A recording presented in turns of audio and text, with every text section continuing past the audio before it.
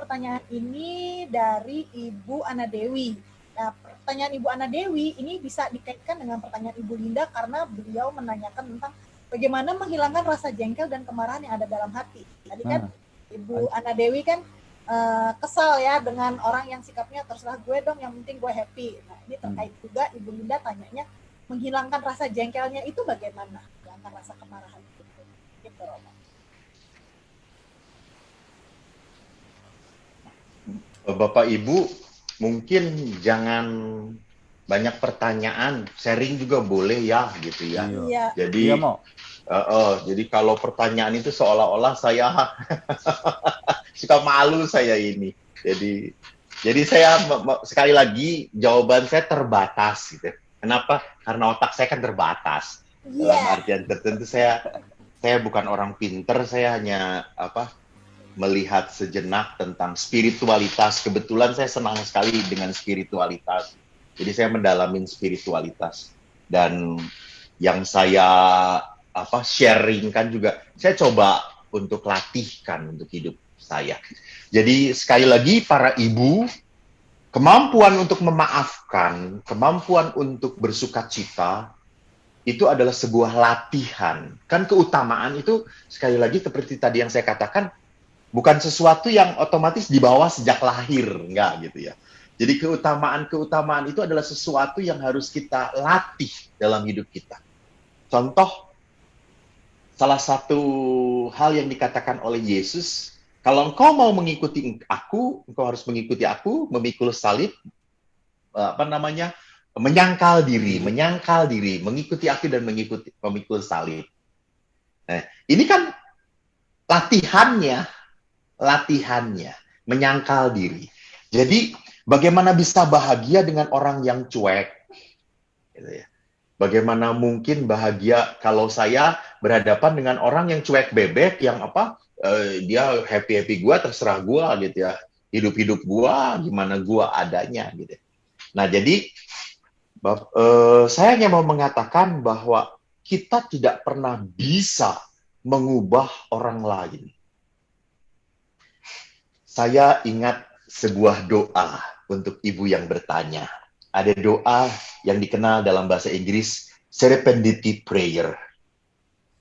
Doanya gini, ya Tuhan, berilah kami rahmat untuk mengubah apa yang dapat diubah.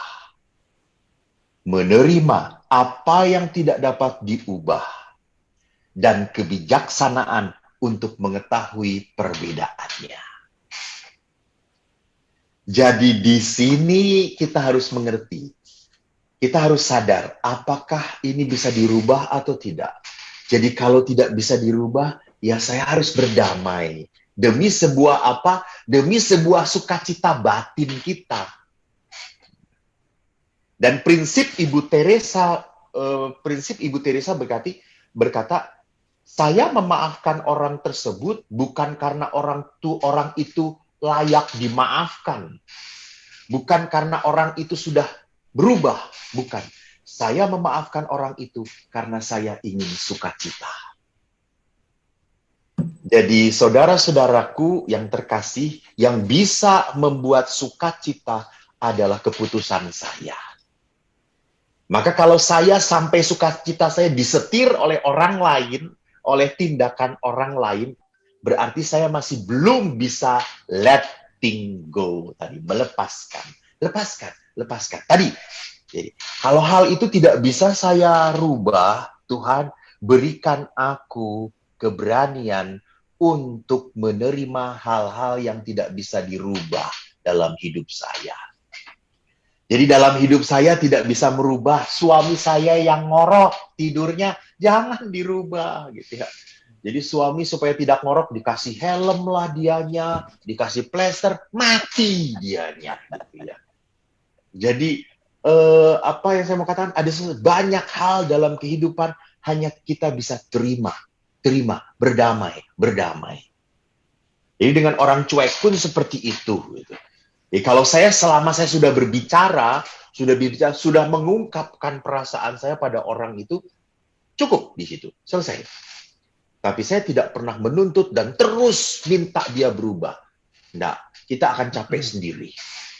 Kita akan hancur sendiri. Jadi kita harus memakai metode tadi serpentitive prayer. Saya harus menerima hal-hal yang tidak bisa dikurubah dalam hidup orang lain itu. Lalu bagaimana kita bisa mengatakan letting go kepada penderitaan, kepada rasa sakit, kepada kekecewaan.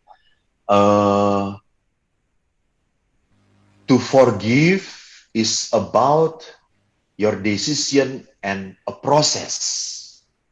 Jadi memaafkan itu adalah masalah keputusan dan sebuah proses.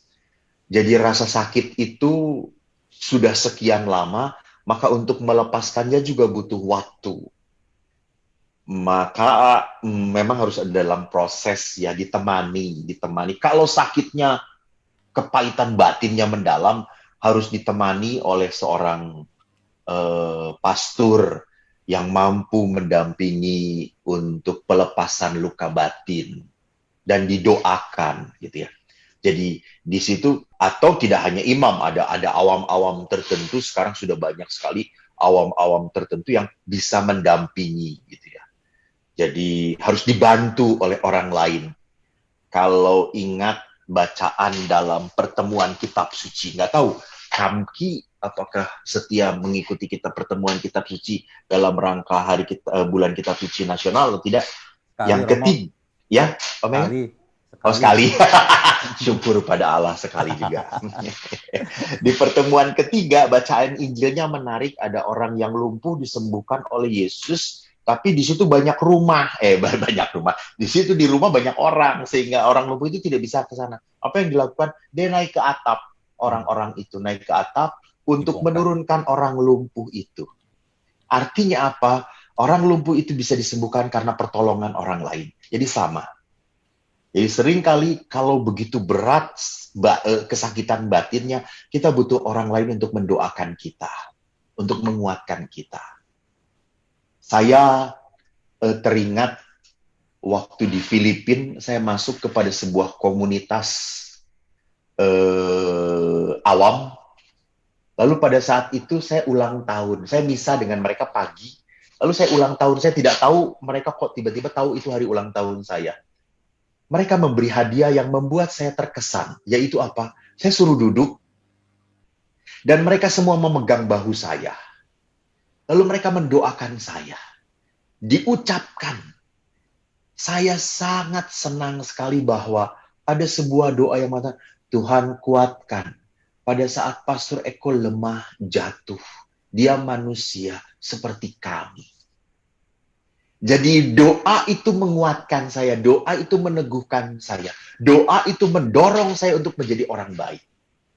Jadi perlu pertolongan orang lain. Terima kasih.